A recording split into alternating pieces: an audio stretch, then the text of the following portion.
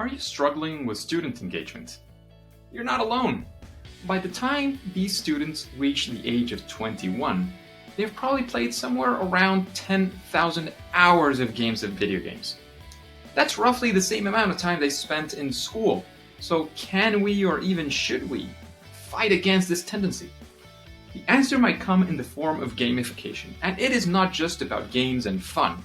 It is about understanding the behaviors and the motivations of these students, of these players, so that you can improve that learning experience. And I've seen this work at my day job at IE Business School and IE University, where we create interactive and engaging learning experiences. I've talked to hundreds of guests in my podcast, Professor Game.